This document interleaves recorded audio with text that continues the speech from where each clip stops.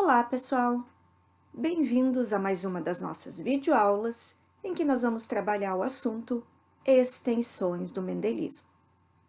Nessa aula, nós vamos ver que nem sempre as interações entre alelos são do tipo dominante/recessivo, como nos casos que nós vimos até o momento.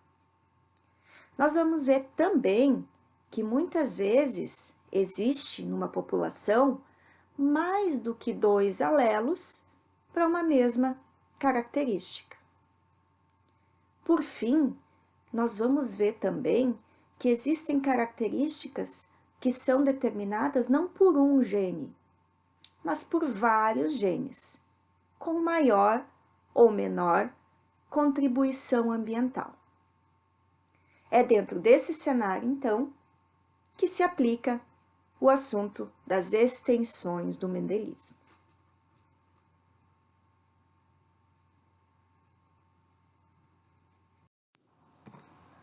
A primeira extensão do mendelismo que nós vamos estudar nos mostra que as interações entre alelos nem sempre são do tipo dominante/recessivo.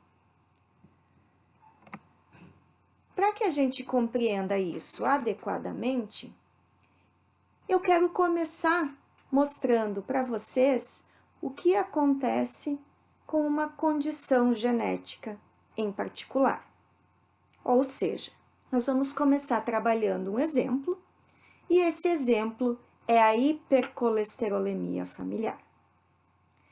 Essa doença se caracteriza pela presença de altos níveis de LDL circulante, que estão, então, associados a um risco aumentado para doenças cardiovasculares, como aterosclerose, infarto, isquemia ou derrame cerebral.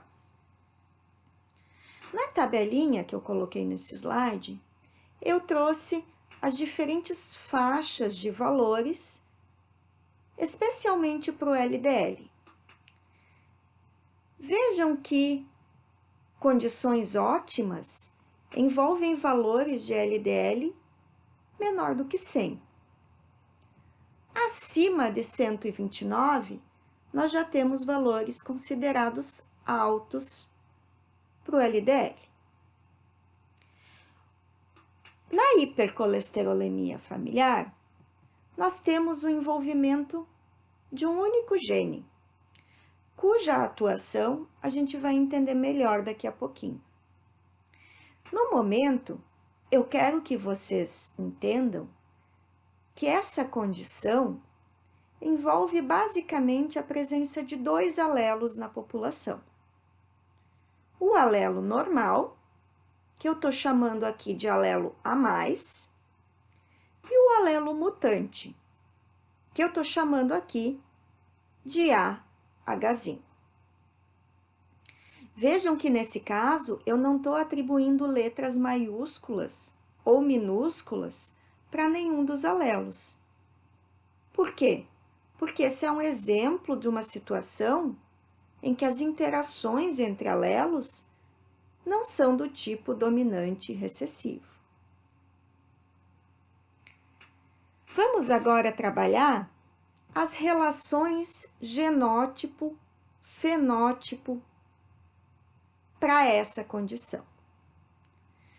O indivíduo que é homozigoto A+, tem, portanto, dois alelos normais para esse gene e é totalmente normal. O indivíduo que é heterozigoto A+, AH já é afetado. Ele tem ataques cardíacos, em média, por volta dos 35 anos. Os indivíduos AH, por outro lado, têm ataques cardíacos muito precoces, que chegam a acontecer por volta dos 2 anos.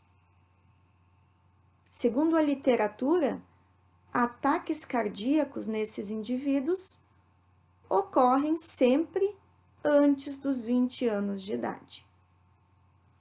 Nós podemos ver, pois, que nessas relações genótipos-fenótipos, os heterozigotos são diferentes de ambos homozigotos. Essa é uma situação que caracteriza o que a gente chama de dominância incompleta. Na dominância completa, que nós estudamos até esse momento, nós tínhamos o heterozigoto com o mesmo fenótipo do homozigoto dominante.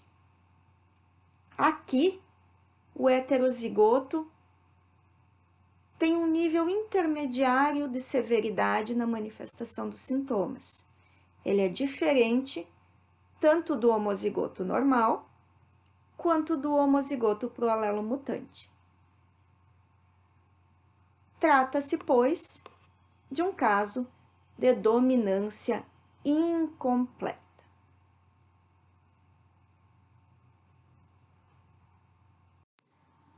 Cerca de 85% dos casos de hipercolesterolemia familiar estão associados a mutações num gene que codifica um receptor de LDL, chamado gene LDLR. Esse gene codifica, então, uma proteína cuja atuação pode ser visualizada na figura desse slide. A proteína codificada pelo gene LDLR, o receptor do LDL, está representado na figura aqui na membrana plasmática da célula, em lilás, certo? Então, os receptores codificados pelo gene LDLR estão distribuídos ao longo da membrana plasmática das células. Esses receptores são capazes de se ligar ao LDL circulante, fazendo endocitose desse LDL. Dentro da célula, o LDL é então quebrado em partículas menores que podem ser utilizados pela célula. Vejam, pois, que a atuação do receptor de LDL faz com que o nível de LDL circulante seja reduzido. Vamos colocar isso dentro do contexto que nós vimos anteriormente.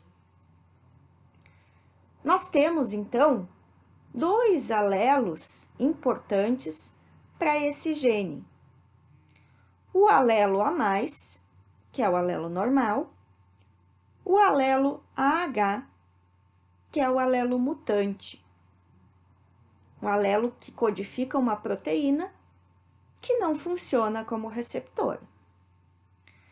O que acontece, então, com os indivíduos que apresentam diferentes genótipos para esse gene?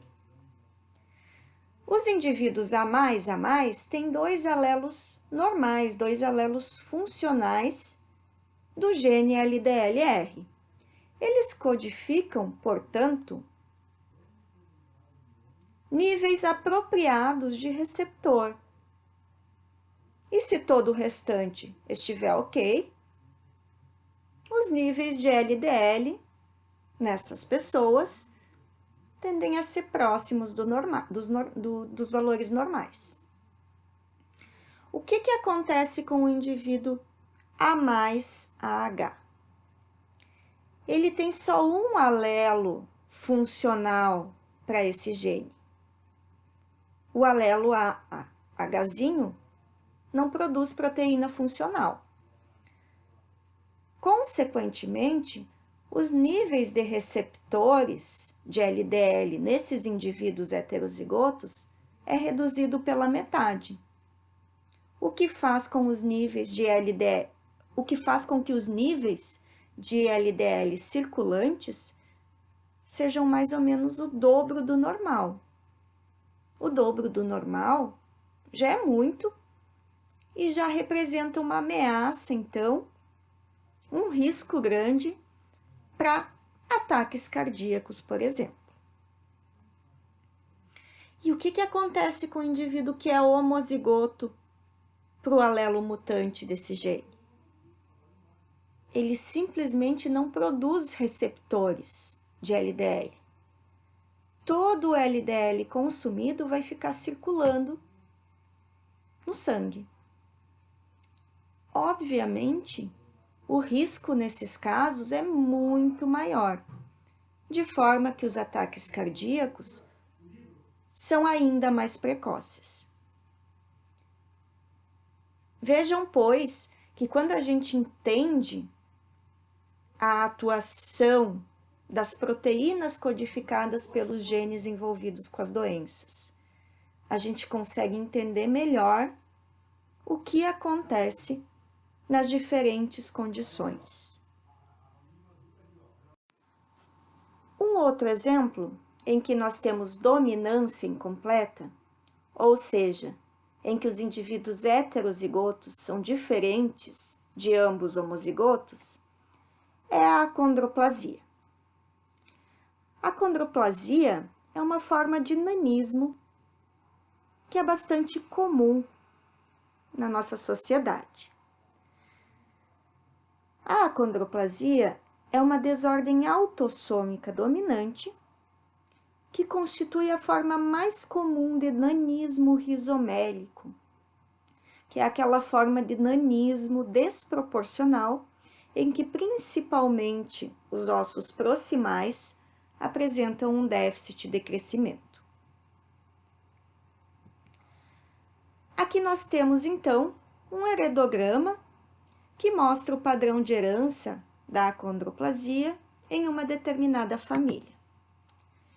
Vejam que aqui na geração 1, 2 indivíduos acondroplásicos cruzaram entre si e constituíram uma família. Isso é bastante comum para a acondroplasia, tá, pessoal? Justamente pelas afinidades que indivíduos acondroplásicos apresentam entre si, muitas vezes eles acabam optando por ficar juntos, por constituir juntos uma família. E foi o que aconteceu, então, com esses indivíduos parentais aqui no nosso heredograma. Vejam que eles tiveram 3 filhos. 2 meninos acondroplásicos, um deles morreu, e uma menina normal.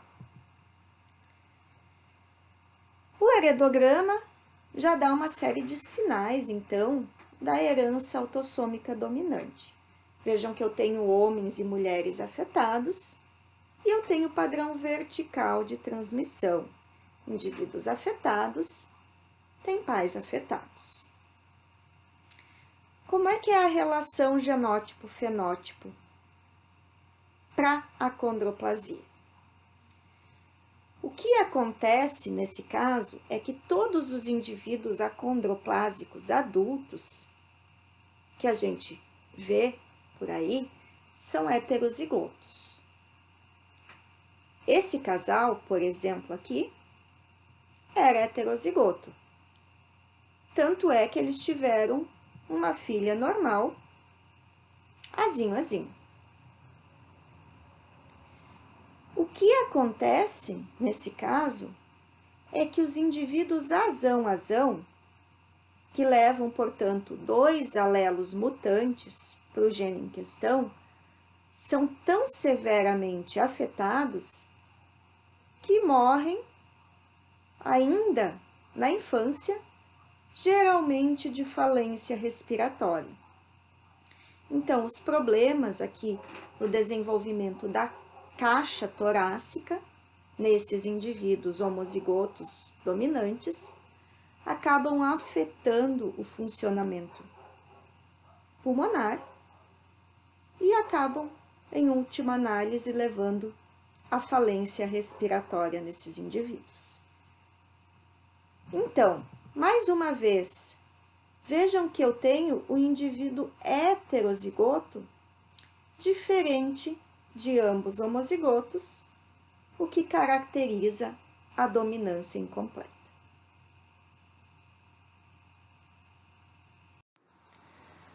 Um outro exemplo de extensão do mendelismo é a codominância. Na codominância, os dois alelos de um gene contribuem independentemente para o fenótipo do heterozigoto, havendo, portanto, uma independência de função entre eles. Para estudarmos melhor isso, eu trouxe para vocês o exemplo da tipagem sanguínea para grupo MN. Nesse caso, o gene importante é o gene L, que apresenta na população dois alelos importantes. O alelo LM de Maria, que codifica o antígeno M de Maria, e o alelo LN de navio, que codifica o antígeno N de navio. Eu tenho, portanto, na população, 3 genótipos possíveis. Os homozigotos, para o alelo M de Maria, os homozigotos LM-LM, portanto, que produzem apenas antígeno M de Maria, os homozigotos para o alelo N de navio, representados aqui na parte de baixo, que produzem apenas antígeno N de navio, e os heterozigotos LM-LN, que produzem ambos antígenos. Essa situação pode ser comprovada pela realização de testes de tipagem sanguínea com o uso de anticorpos específicos, que nesse caso vão ser os anticorpos anti-M de Maria e anti-N de navio. Sempre que o anticorpo reconhecer o seu antígeno, vai haver uma reação que vai levar à aglutinação do sangue, que pode ser percebida, então, numa placa de Petri. Nós temos na parte direita da figura os testes, então, realizados quando cada um desses anticorpos foi jogado contra o sangue de indivíduos com os 3 diferentes genótipos.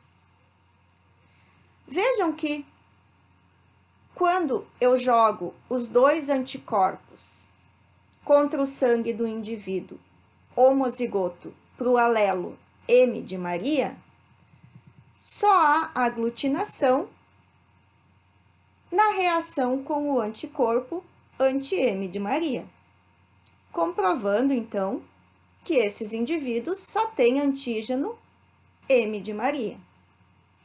Quando eu jogo os 2 anticorpos contra o sangue de um indivíduo homozigoto para o alelo N de navio, só há aglutinação na reação com o anticorpo anti-N de navio, comprovando que esses indivíduos só têm antígeno N de navio.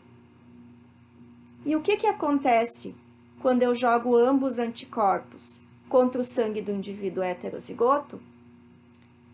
Tem aglutinação com ambos anticorpos, comprovando que os indivíduos heterozigotos têm ambos antígenos. Vejam que, nesse caso, os 2 alelos no heterozigoto estão funcionando independentemente, cada um deles codificando um antígeno diferente. Isso caracteriza, então, a codominância.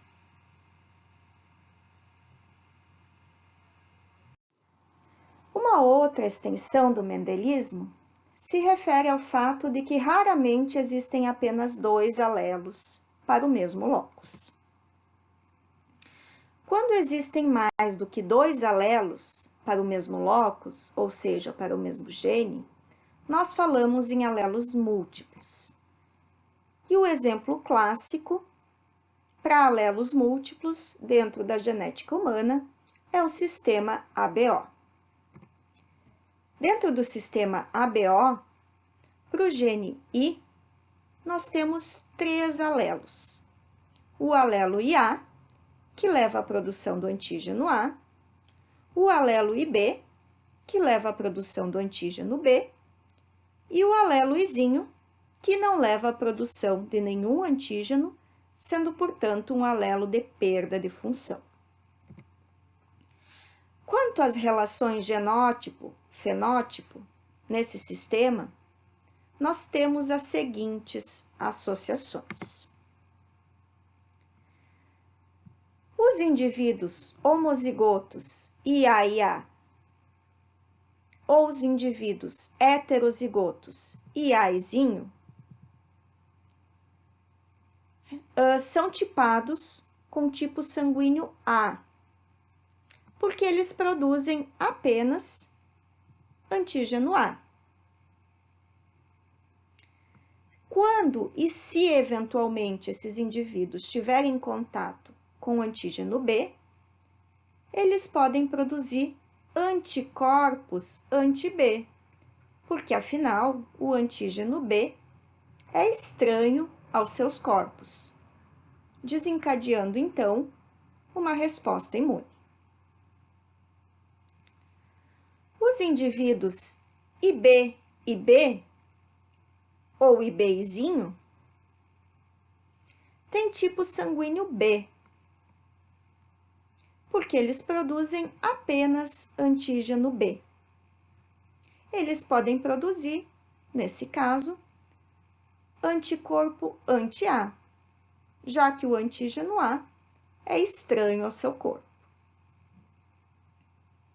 Os indivíduos heterozigotos IA e B possuem tipo sanguíneo AB, porque eles produzem ambos antígenos, tanto antígeno A quanto antígeno B. Como os dois tipos de antígenos são próprios aos seus corpos, eles não produzem anticorpos nesse sistema. Por fim, os indivíduos homozigotos para o alelo de perda de função Izinho, que tem o genótipo Izinho, recebem a tipagem O, porque eles não produzem nenhum antígeno dentro desse sistema. Eles podem produzir, portanto, anticorpos anti-A e anti-B. Vejam que, nesse caso, portanto, os alelos IA e IB são codominantes entre si, enquanto o alelo Izinho é um alelo recessivo.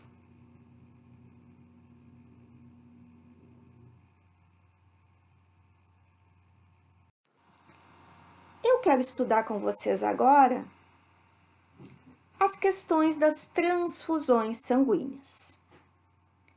Quem pode doar sangue para quem?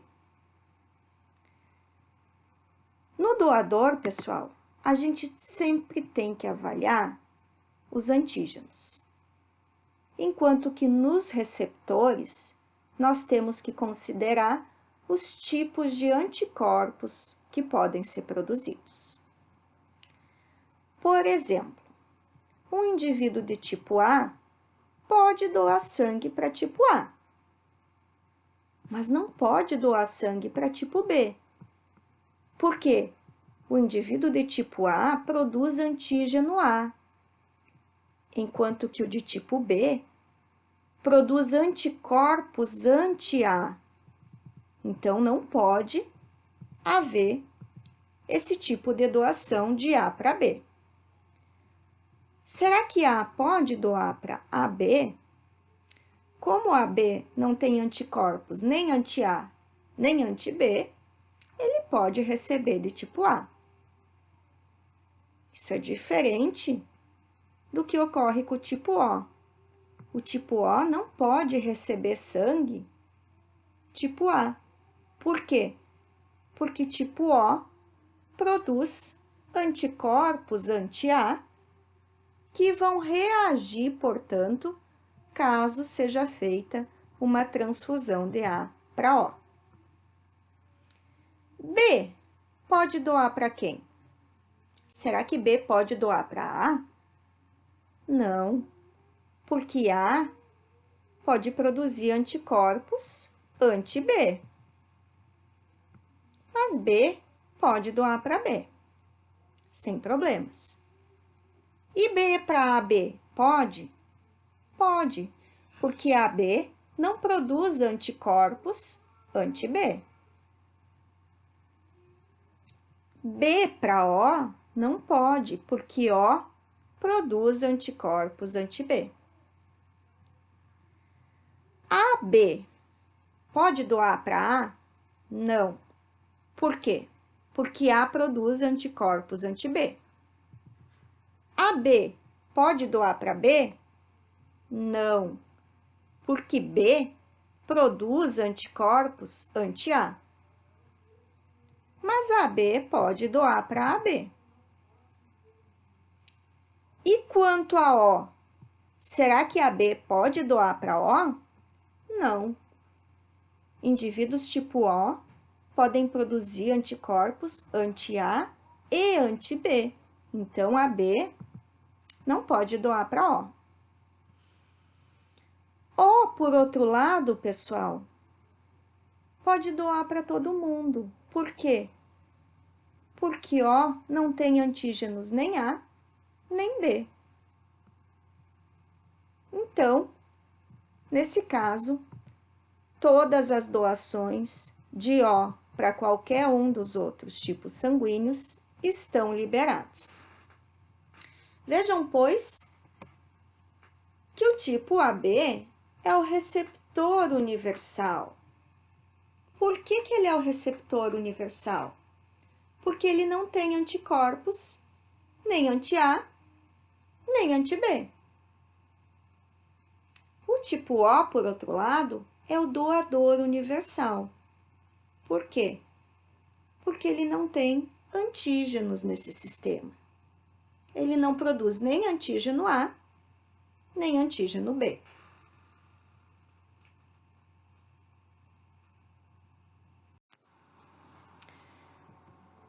Fazendo aqui uma revisão, nós temos essa figura que ilustra, então, os tipos de antígenos e os tipos de anticorpos que podem estar presentes em cada grupo sanguíneo.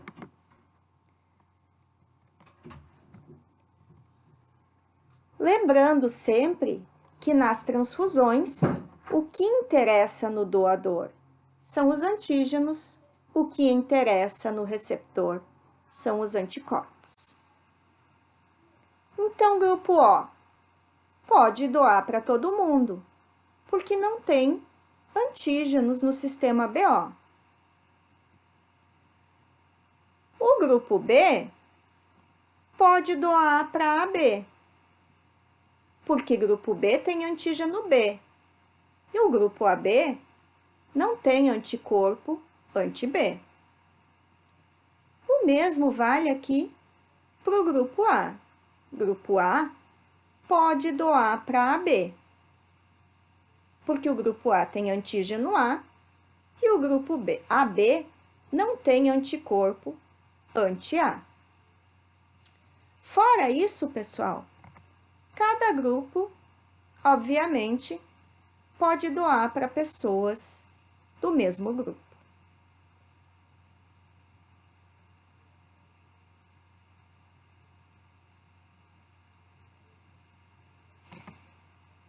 E quanto a RH, pessoal? Para fator RH, nós temos uma relação simples de dominância completa entre apenas dois alelos, o alelo Rzão e o alelo Rzinho. No caso, os indivíduos RH positivo podem ser Rzão ou Rzão Rzinho. Os indivíduos RH negativo são todos Rzinho. E quanto às doações? Quem pode doar para quem? Obviamente, as doações podem ser feitas dentro de um mesmo grupo. Claro que, desde que considerando o sistema ABO também, né? Mas será que pode haver doação entre grupos distintos? A única possibilidade nesse caso é de RH negativo para RH positivo. Por quê? Porque RH negativo não produz antígeno RH, não desencadeando, portanto, reação nos indivíduos RH positivo. Se fosse feita uma transfusão em sentido contrário, haveria uma reação. Por quê? Porque RH positivo produz antígeno RH, que é estranho dentro do corpo de um indivíduo RH negativo, que pode, portanto, produzir anticorpos anti-RH, caso receba sangue do indivíduo RH positivo. Isso mostra, então, que de forma geral, considerando o sistema ABO e o sistema RH, o doador universal é o O negativo. O receptor universal é o AB positivo.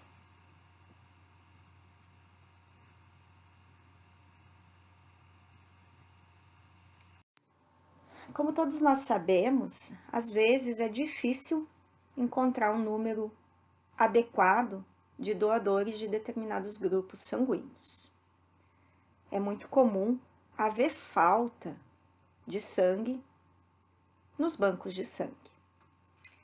Nesse sentido, um artigo bastante importante foi publicado ainda no ano de 2018, demonstrando que era possível transformar sangue dos tipos A, B e AB em sangue tipo O.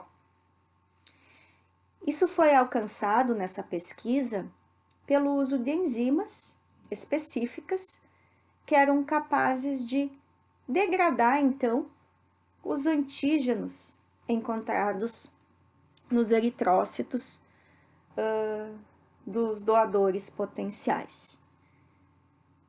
Com isso, então, ao destruir antígenos A e antígenos B, era possível transformar qualquer tipo de sangue em sangue tipo O. Certamente uma novidade importante que pode salvar muitas vidas.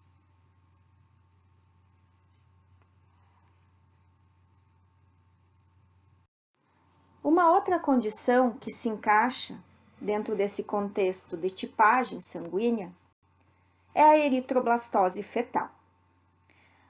A eritroblastose fetal pode acontecer quando uma mãe RH negativo está gestacionando um filho RH positivo. Em geral, essa reação não ocorre durante a primeira gestação, porque, na maior parte das vezes, não há contato entre os sangues materno e fetal. Esse contato acontece, no entanto, na hora do parto, quando há, então, passagem das hemácias fetais para o sangue da mãe.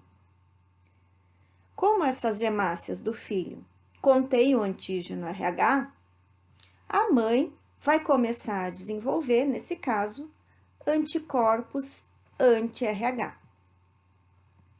Numa próxima gestação, que também envolva um feto RH positivo, esses anticorpos gerados pela mãe contra o antígeno RH podem passar pela placenta e começar a atacar, destruir as hemácias do feto. Isso pode levar à chamada doença hemolítica do recém-nascido, que em algumas vezes está associada até a casos de abortos de natimortos. Nos casos em que a criança sobrevive ao nascimento, ela costuma apresentar uma anemia grave, com icterícia e às vezes até lesões neurológicas. Então, certamente, esse é um quadro que deve ser considerado durante o pré-natal. Tá? As mães RH negativas devem fazer testes constantes para verificar, então, os níveis de anticorpos anti-RH no seu corpo, certo? E é importante que nessa primeira gravidez, logo depois do parto, seja administrado na mulher um medicamento, um fármaco, que consiste basicamente num anticorpo anti-RH, que vai destruir então essas hemácias do filho, que passaram para o corpo da mãe, antes que a mãe possa formar os seus próprios anticorpos. Com isso, as próximas gestações, ainda que de filhos RH positivo, podem ocorrer normalmente, mas claro que a cada gestação esse procedimento teria que ser, a cada parto no caso, esse procedimento teria que ser repetido. Uma outra condição que envolve uma extensão do mendelismo é a pleiotropia. A pleiotropia ocorre quando um gene influencia várias características, como resultado de interligações entre vias bioquímicas ou metabólicas. Como exemplo, eu trouxe para vocês aqui a rota metabólica relacionada à metabolização do aminoácido fenilalanina. Como nós já vimos, essa rota encontra-se alterada nos indivíduos fenilcetonúricos, que não apresentam a enzima fenilalanina hidroxilase, não conseguindo, portanto, converter fenilalanina em tirosina. Nós já vimos que nesses casos, a fenilalanina começa a se acumular no corpo desses indivíduos, sendo direcionada para a formação de ácido fenilperúvico. O ácido fenilperúvico começa então a se acumular nos tecidos moles desse indivíduo, em especial ao cérebro, levando então a déficits no desenvolvimento, no funcionamento neuropsicomotor.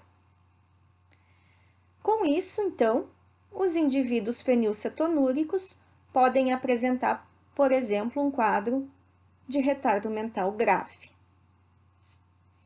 Acontece que os fenilcetonúricos, eles também apresentam, além do retardo mental, um fenótipo, uma coloração em geral mais clara, que pode ser observada no cabelo, nos olhos, na pele.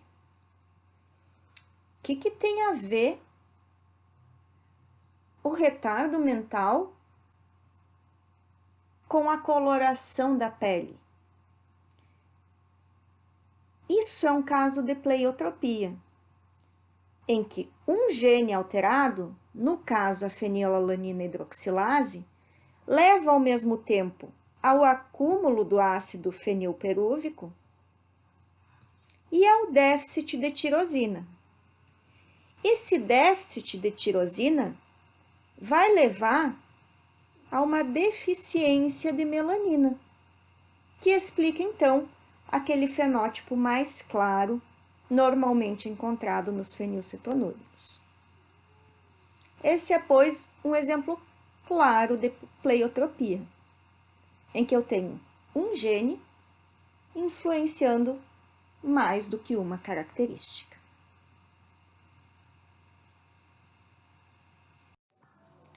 Agora, pessoal, nós vamos estudar um pouquinho sobre o dihibridismo. Dihibridismo envolve o estudo simultâneo de duas condições genéticas diferentes. E é importante que a gente estude um pouquinho o dihibridismo, porque às vezes o mesmo indivíduo pode expressar anomalias diferentes. O dihibridismo, no entanto, não é uma extensão do mendelismo. Na verdade, ele se aplica inteiramente dentro do que é conhecido como segunda lei de Mendel. Lembrando, o que diz a segunda lei de Mendel? Que alelos de genes diferentes segregam independentemente. Para a gente estudar um pouquinho de hibridismo, eu trouxe para vocês uma condição, uma situação particular, em que uma mulher com neurofibromatose se casou com um homem acondroplásico. A acondroplasia, nós vimos há pouco, que é uma condição que envolve o nanismo e que é autossômica dominante. A neurofibromatose também é autossômica dominante. Os indivíduos afetados por neurofibromatose costumam desenvolver tumores, em geral benignos, em tecido nervoso subcutâneo. Às vezes, eles têm múltiplos tumores numa mesma região do corpo. Cada um desses tumores recebe o nome de neurofibroma. Nesse caso, então, antes de mais nada, a gente tem que chegar ao genótipo dos genitores. Bom, a mulher tem neurofibromatose. Como a neurofibromatose é autossômica dominante, ela deve ser Nzão alguma coisa. Lembrem-se que, em geral, os alelos de doença são raros. Então, essa mulher tem tudo para ser Nzão Nzinho. Vamos apostar nessa situação. O outro indivíduo é acondroplásico. Se ele vai se casar, ele deve ser Azão Azinho, afinal, Azão, em geral, morre ainda na infância. Então, eu sei já que a mulher é Nzão Nzinho, o homem é Azão Azinho. Mas como eu estou estudando dois genes, eu tenho que saber o genótipo dos dois genitores para os dois genes. Bom, como é que a mulher é para a acondroplasia, para o gene A? Ela é normal. Então, ela é Azinho. Como é que o homem é para a neurofibromatose? Ele é normal. Então, ele é Nzinho. Com isso, então, eu tenho o genótipo dos dois indivíduos parentais. A mulher é Nzão Nzinho, Azinho. O homem é Nzinho, Azão. Desculpem. Nzinho, Azão. Agora, pessoal, a gente tem que chegar aos gametas desses indivíduos. Como é que eu consigo chegar aos gametas para genes diferentes? É só considerar que os dois genes, os alelos dos dois genes, segregam independentemente, certo? Então, quanto ao gene N, quais os gametas da mulher? Metade Nzão, metade Nzinho. Quanto ao gene A, todos os gametas da mulher são Azinho. Então, como é que são os gametas que ela forma? Nzão, Azinho, Nzinho, Azinho. E o homem? Bom, quanto ao gene N, ele só forma gametas Nzinho. Quanto ao gene A, metade dos seus gametas são Azão, metade Azinho. Nesse caso, então, os gametas do homem são Nzinho Azão e Nzinho Azinho. Agora, é só resolver o nosso quadrinho de Punnett. Nós temos, então, os gametas da mulher, como títulos aqui das colunas, os gametas do homem, como título das linhas. No centro, as possíveis fecundações. Vejam que esse gameta Nzão Azinho com o gameta Nzinho Azão formam um indivíduo Nzão Nzinho, Azão Azinho. Esse indivíduo tem neurofibromatose e acondroplasia. Quando os gametas Nzão Azinho e Nzinho Azinho se fundem, forma-se o indivíduo Nzão Nzinho, Azinho Azinho. Um indivíduo que tem apenas neurofibromatose. Quanto à estatura, ele é normal. Quando o gameta Nzinho Azinho se funde com o gameta Nzinho Azão, forma-se um indivíduo Nzinho Nzinho, Azão Azinho. Um indivíduo normal para neurofibromatose, mas acondroplásico. Quando o Nzinho Azinho, ou o gameta levando Nzinho Azinho, se funde a outro gameta com Nzinho Azinho, forma-se um indivíduo Nzinho Nzinho, Azinho Azinho. As proporções genotípicas e fenotípicas para a prole desse casal estão descritas, então, ali no final do nosso slide. 1/4 da prole desse casal é Nzão Nzinho, Azão Azinho. Ou seja, tem neurofibromatose e acondroplasia. 1/4 da prole é Nzinho Nzinho, Azão Azinho. Ou seja, é normal para acondroplasia, é normal para neurofibromatose, mas é acondroplásico. 1/4 da prole, representado no quadrinho em azul, é Nzão Nzinho, Azinho Azinho. Tem neurofibromatose, mas estatura normal. E 1/4, representado em rosa, é Nzinho Nzinho, Azinho Azinho, ou seja, tem estatura normal e não tem neurofibromatose. Se eu perguntasse para vocês, por exemplo, se esse casal tem chance de ter um filho normal para as duas características, vocês diriam que sim, que a cada gestação a chance disso acontecer é 1/4.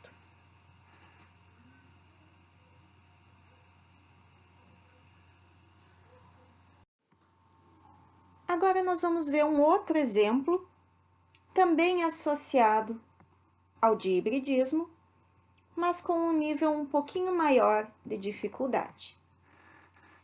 Nesse caso, o nosso cruzamento original envolve 2 indivíduos, sendo que ambos têm neurofibromatose e polidactilia.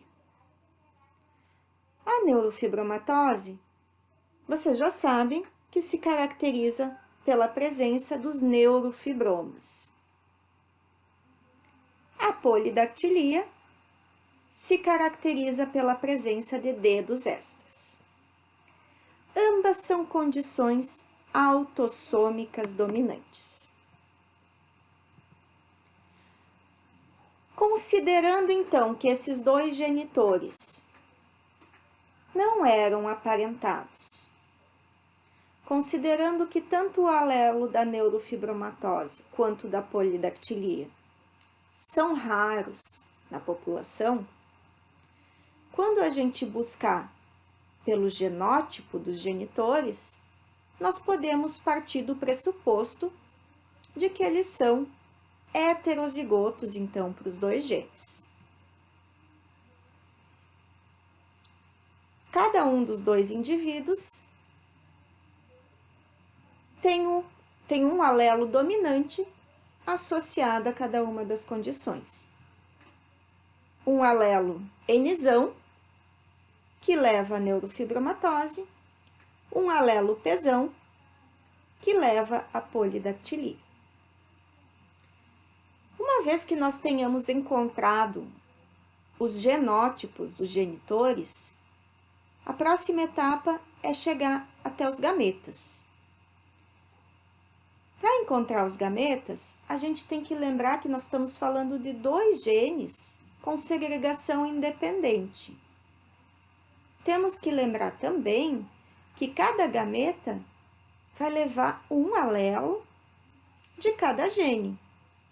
Um alelo do gene N e um alelo do gene P. Trabalhando com os genes em separado, vejam que cada um desses genitores, para o gene N, vai formar dois gametas, Nzão e Nzinho. Para o gene P, a mesma coisa. Cada um deles vai formar dois gametas, Pzão e Pzinho. O Nzão pode ir junto com o Pzão ou com o Pzinho. O Nzinho pode ir junto com o Pzão ou com o Pzinho. Isso vai me dar, então, 4 tipos de gametas que são gerados por cada um desses indivíduos parentais. Nzão Pzão, Nzão Pzinho, Nzinho Pzão e Nzinho Pzinho. Colocando isso no nosso quadrado de Punnett, nós temos um quadrado bem mais extenso, que vai compreender, então, 16 células internas. Nós temos 4 gametas do genitor masculino, 4 gametas do genitor feminino. No centro, nós temos todas as possíveis fecundações. Eu peço que vocês parem agora um pouquinho e tentem fazer aí, no caderno de vocês, esse quadrado de Punnett, para ver se vocês conseguem resolver sem nenhuma dúvida. Eu já tenho o meu aqui resolvido e eu já pintei cada uma das células internas desse quadrinho de Punnett de acordo com o fenótipo dos indivíduos resultantes. Todos os indivíduos em azul escuro têm neurofibromatose e têm polidactilia. Todos os indivíduos em azul claro têm neurofibromatose. Os indivíduos em verde têm apenas polidactilia. E os indivíduos em rosa não têm nenhuma das duas condições. Se eu perguntasse novamente para vocês se esse casal pode ter filhos normais, com base nesse cruzamento, vocês me diriam que sim. Existe uma probabilidade de 1 em 16 desse casal ter filhos normais. Olhando em termos de proporções fenotípicas, vejam que nós temos 9 células que estão pintadas de azul escuro. Nós vamos ter uma proporção, então, de 9:16 de prole com neurofibromatose e com polidactilia. A proporção de indivíduos só com neurofibromatose é 3:16. A proporção de indivíduos só com polidactilia também é 3:16. E a proporção de indivíduos normais para as duas características é 1:16. Isso me dá o clássico 9:3:3:1, que possivelmente é familiar para boa parte de vocês. São as proporções fenotípicas que vão surgir no cruzamento entre dois duplo heterozigotos. São as proporções fenotípicas clássicas que se aplicam, então, numa F2 relacionada à segunda lei de Mendel.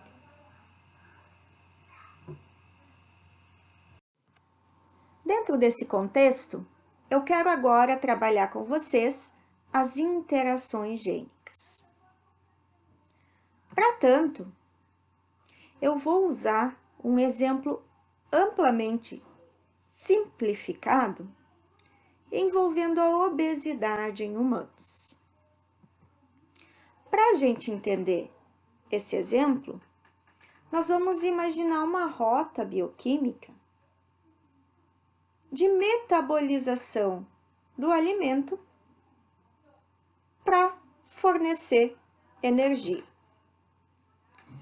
Vejam que o alimento ele é convertido em um precursor nessa minha rota simplificada, através da ação da enzima A,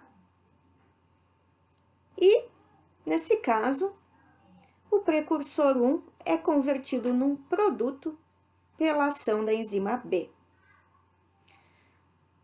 Todo mundo que tem um alelo funcional da enzima A e da enzima B, dentro desse meu exemplo, é magro.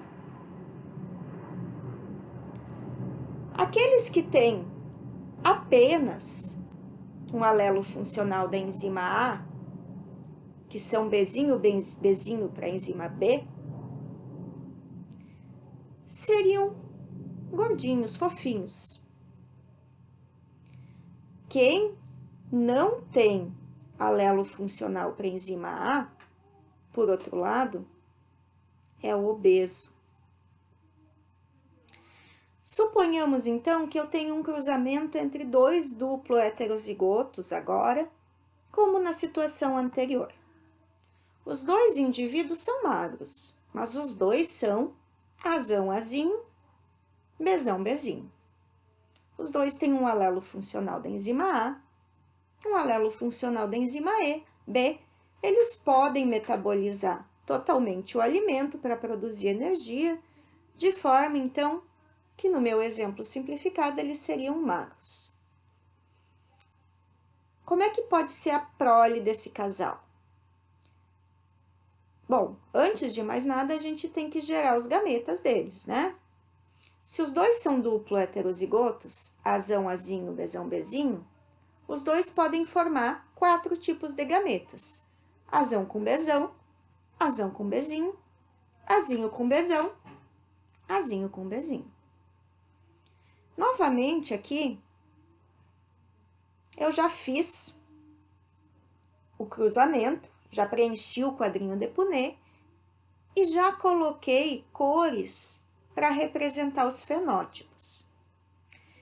Todos os indivíduos que estão em rosa aqui têm pelo menos um alelo funcional da enzima A e da enzima B, ou seja, seriam os nossos indivíduos magros. Todos os indivíduos em verde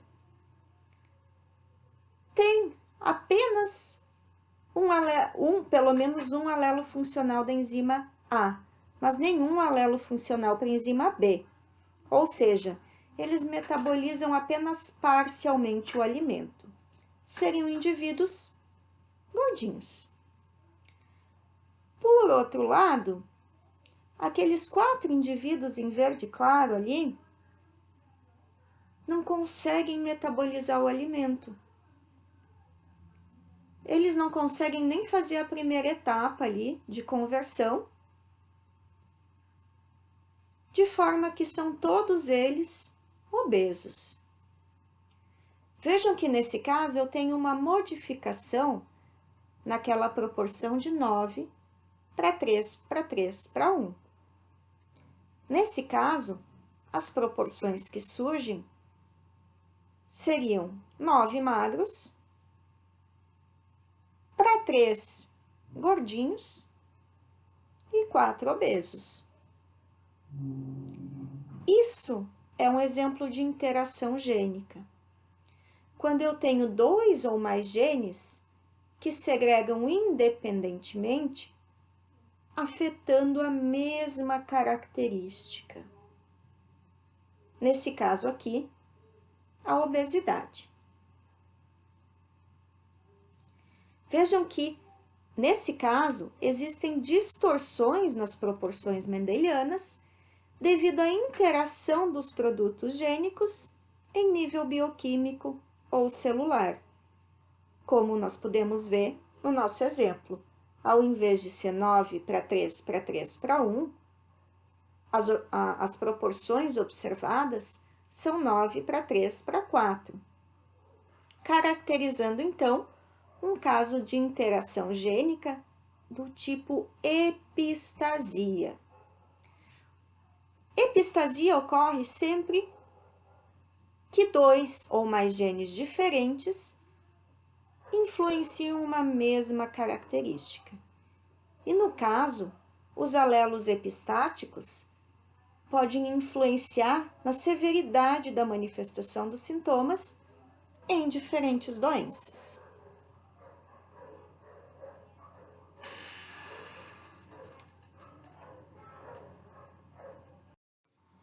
Um exemplo bem importante de epistasia pode ser encontrado quando o sistema ABO é estudado com um pouquinho mais de detalhe.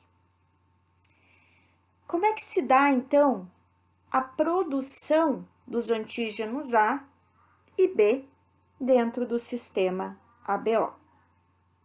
A rota bioquímica está representada aqui no final do nosso slide. Vejam que nós temos um precursor que é convertido num antígeno chamado antígeno H pela atuação da enzima H. Uma vez presente, o antígeno H pode ser convertido no antígeno A, sob influência da enzima A, ou no antígeno B, sob influência da enzima B. Lembram dos alelos IA, IB e zinho do sistema BO?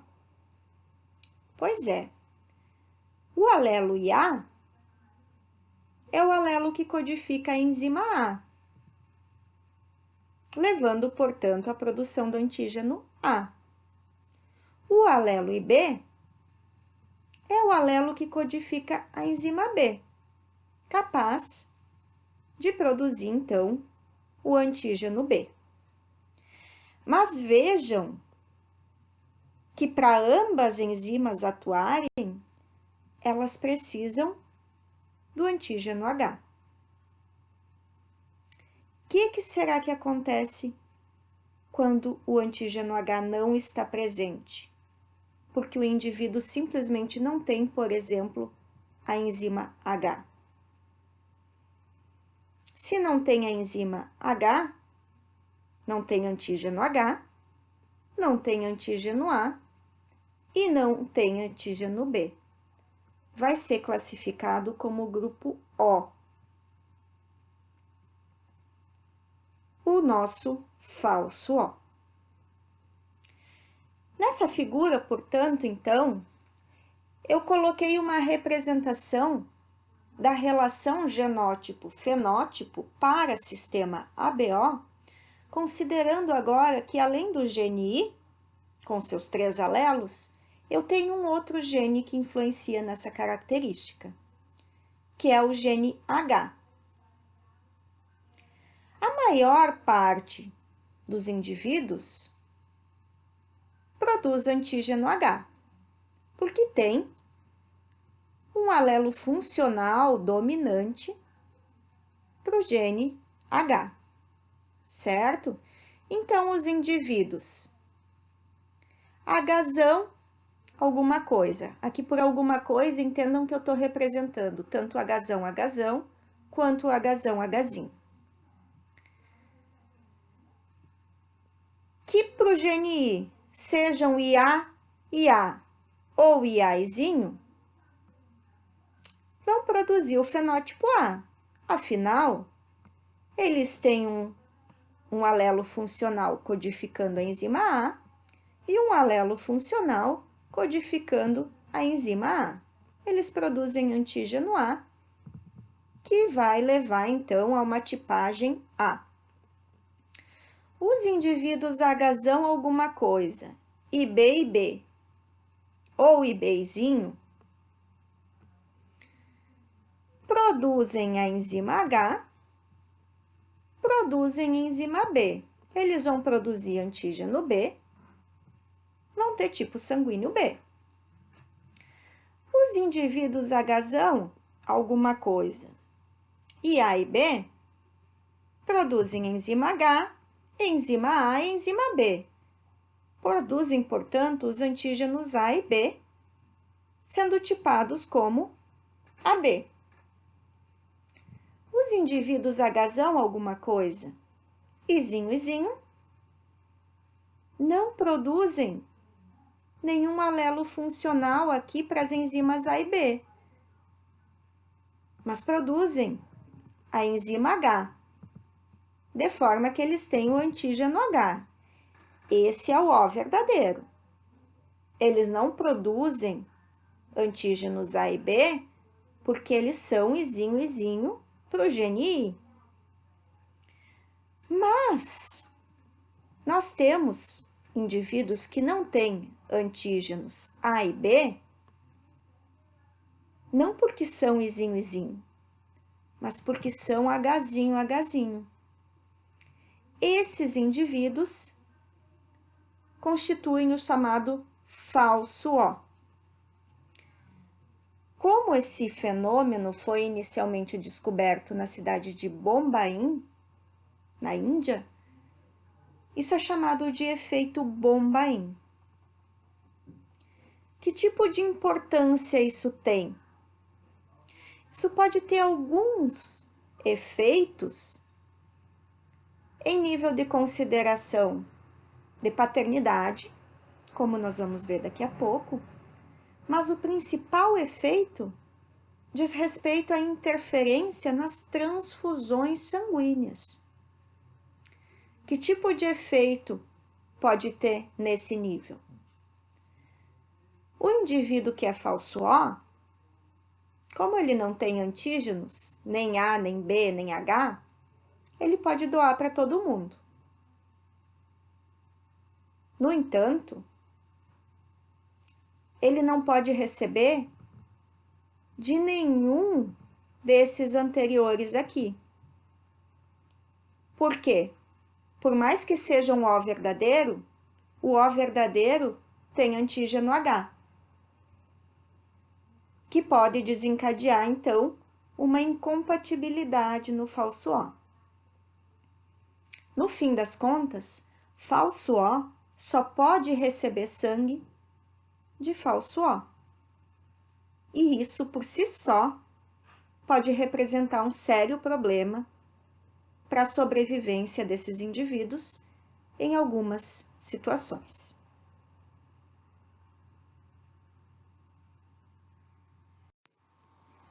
De fato, pessoal, o falso O é bastante raro na população em geral.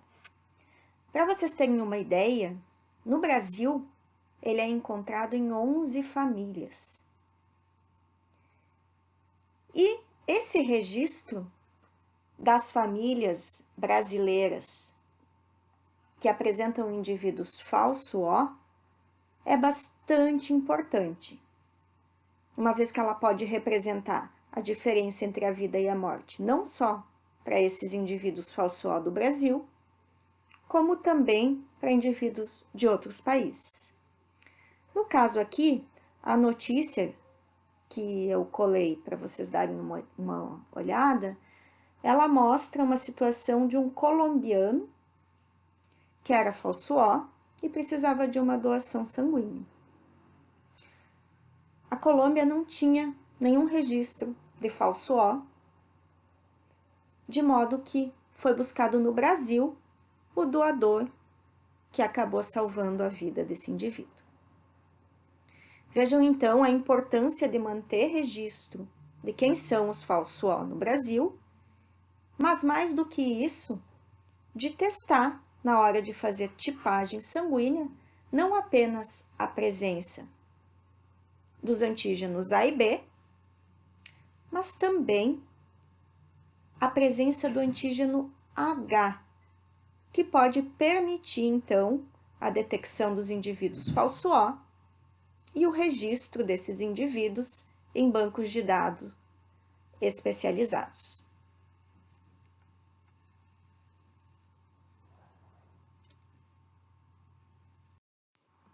Eu falei há pouco também que a existência do falso O pode causar também alguns transtornos, vamos colocar assim, no que diz respeito a determinações suspeitas de paternidade. E para exemplificar isso, eu coloquei aqui uma situação hipotética. Nessa situação, houve o cruzamento, então, entre dois indivíduos O. E eles tiveram um filho com tipo A. O pai agora está todo desconfiado de que ele não é o pai biológico da criança.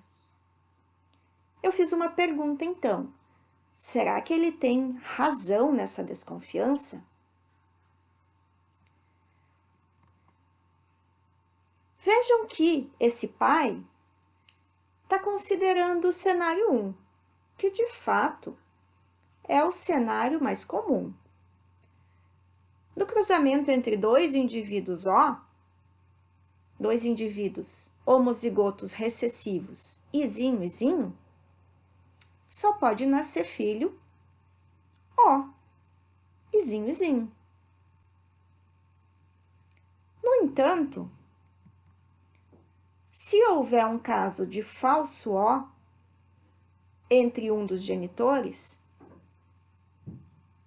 ele pode perfeitamente bem ser o pai biológico da criança. Nesse cenário 2, um dos pais seria O verdadeiro. Ele é homozigoto dominante para o alelo Hzão, mas ele é izinho, de forma que ele não produz nem os antígenos, nem o antígeno A, nem o antígeno B. É o O verdadeiro. Mas o outro genitor pode ser Hzinho, e há alguma coisa. Nesse caso, esse casal pode ter um filho, Hzinho e Azinho, que produz, portanto, enzima H,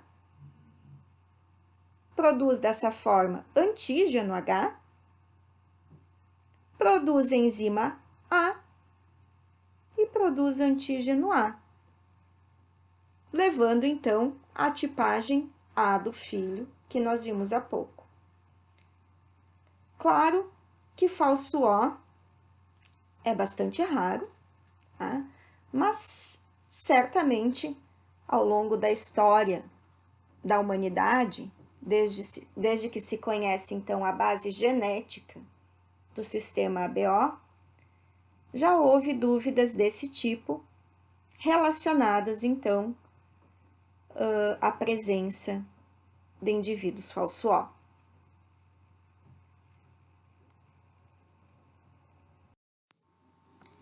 Nesse momento, pessoal, eu gostaria de falar com vocês um pouco sobre o efeito ambiental. Existem muitas características hereditárias que sofrem alterações relacionadas ao ambiente. E esse impacto pode ser maior ou menor em diferentes situações. Esse impacto pode ser controlado e isso abre espaço para a medicina preventiva, que tem uma atuação muito importante na vida de todos nós. Para ilustrar essa situação, eu trouxe para vocês novamente o exemplo da fenilcetonúria, que mostra a importância, então, da triagem neonatal realizada através do teste do pezinho. Lembrando que os fenilcetonúricos não são capazes de metabolizar fenilalanina. Com isso, se essas pessoas ingerirem uma dieta normal, eles podem desenvolver um quadro grave de retardo mental, como representado aqui na figura pelo menino da esquerda. No entanto, pessoas com o genótipo para a fenilcetonúria, que são diagnosticadas precocemente como fenilcetonúricos, podem seguir uma dieta controlada, pobre em proteínas, em especial pobre no aminoácido fenilalanina. Essa dieta controlada vai evitar o acúmulo, então, do ácido fenilperúvico no cérebro dessas pessoas, impedindo dessa forma o aparecimento dos sintomas. Vejam, pois, a importância de realizar a triagem neonatal e diagnosticar a fenilcetonúria precocemente. Pessoas que são fenilcetonúricas, que têm o genótipo para fenilcetonúria, que fazem uso de uma dieta controlada, podem ser perfeitamente normais e não desenvolver nenhum nível de retardo mental, como aqui exemplificado pela menininha da direita. O teste do pezinho, então, é muito importante, porque ele permite o diagnóstico precoce de diversas doenças metabólicas e genéticas que, em geral, se apresentam assintomáticas no período neonatal, possibilitando, com isso, o tratamento específico, levando a uma diminuição ou até mesmo a eliminação de lesões irreversíveis, como retardo mental, deficiências físicas, dentre outras. O teste do pezinho possibilita o diagnóstico precoce e, com isso, ele permite muitas vezes controlar, amenizar ou até mesmo evitar o aparecimento de sintomas que podem ser bastante graves para o indivíduo acometido. No Brasil, o Sistema Único de Saúde apresenta o Programa Nacional de Triagem Neonatal, o PNTN. E nesse programa são incluídos no momento o teste para 6 doenças genéticas, através do teste do pezinho. Essas doenças são a fenilcetonúria, o hipotireoidismo congênito, a anemia falciforme e a fibrose cística, a deficiência de biotinidase e a hiperplasia congênita da adrenal. Em todos eles, o diagnóstico precoce está associado a um aumento considerável na expectativa de vida das pessoas envolvidas.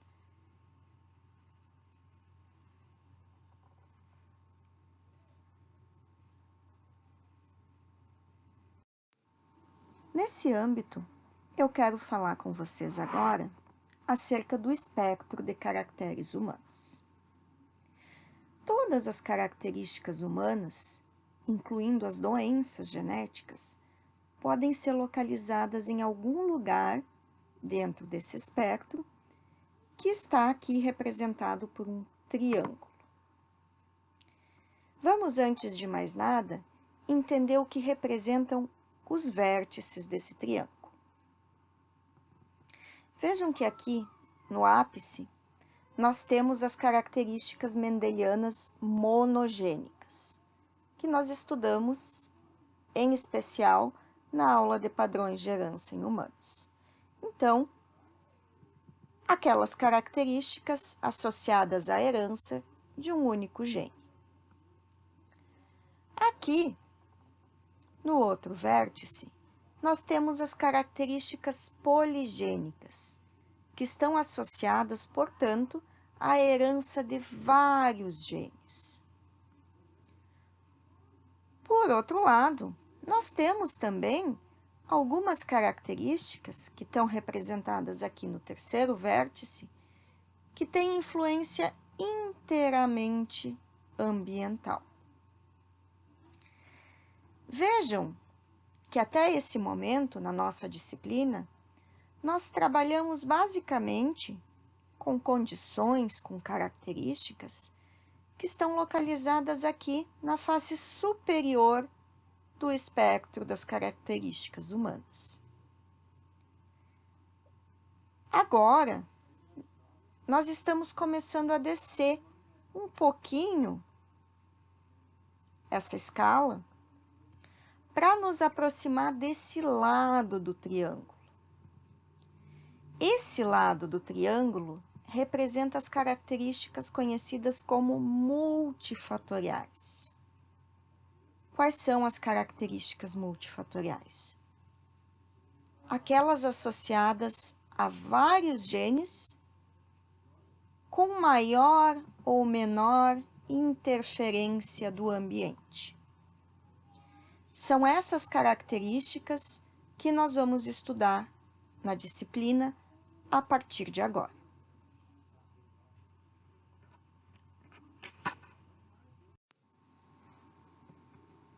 As características multifatoriais, elas dependem, então, de uma mistura complexa e interligada de fatores, incluindo muitos genes e também fatores ambientais. A gente pode representar a situação relacionada a cada condição multifatorial como se fosse uma balança. Uma balança pesando anjos e demônios. Quem seriam os anjos? São os genes e os fatores ambientais que atuam positivamente, evitando ou prevenindo o aparecimento de sintomas relacionados a uma doença, por exemplo. Quem seriam os demônios? Os genes e os fatores ambientais que contribuem negativamente, acelerando, por exemplo, o aparecimento dos sintomas. Cada condição multifatorial em cada indivíduo vai pesar, portanto, os anjos e demônios presentes naquele contexto. Se os anjos forem mais pesados, se os fatores positivos forem mais pesados, a doença não vai aparecer. Se os demônios tiverem peso maior, a doença se manifesta. Vejam que nesse cenário, o que aconteceria se eu simplesmente tirasse um anjo da nossa balança, que nesse momento está equilibrada? Se eu tiro um anjo, certamente a balança vai pender para o lado dos demônios, que, como eu falei para vocês, vão levar ao aparecimento dos sintomas. Será que eu posso, nesse contexto, dizer que aquele anjo que eu retirei foi responsável pelo aparecimento dos sintomas? Não. Vejam que é o contexto geral de anjos e demônios, de genes e fatores ambientais, contribuindo positiva ou negativamente, que vão fazer com que aquela condição se manifeste ou não. Não tem um fator responsável, não tem um anjo ou um demônio que vai ser responsável pelo aparecimento dos sintomas ou pelo seu desaparecimento. É o conjunto total de genes e fatores ambientais, representados aqui pelos anjos e demônios, que vão definir a situação em cada um de nós.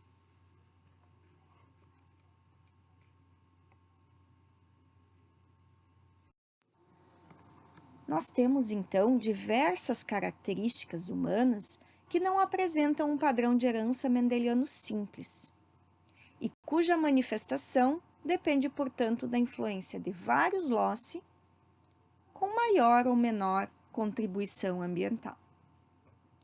Eu trouxe aqui, então, uma lista com uma série de exemplos de características multifatoriais, que vai desde desempenho em testes de QI, altura e IMC, associado à obesidade, então, tá? Embora eu tenha feito ainda na aula de hoje uma representação resumida, simplificada, hipotética de herança de obesidade, na verdade, a obesidade é uma característica multifatorial, certo? Então, ela se encaixa muito melhor no que nós vamos ver na nossa próxima aula. Sendo que nós temos também, dentro do quadro de características multifatoriais, uma série de transtornos psicológicos e psicopatologias, conforme nós vamos ver também na próxima aula. Por fim, são também condições multifatoriais o diabetes, as doenças cardíacas e o câncer. Vejam que nessa lista eu tenho algumas das principais causas de morte na atualidade, de modo que é bastante importante que a gente entenda um pouco sobre a herança multifatorial. Esse objetivo deve ser cumprido na nossa próxima aula. Com isso, então, eu termino a nossa aula de hoje, desejando bons estudos para todos vocês e até a nossa próxima videoaula.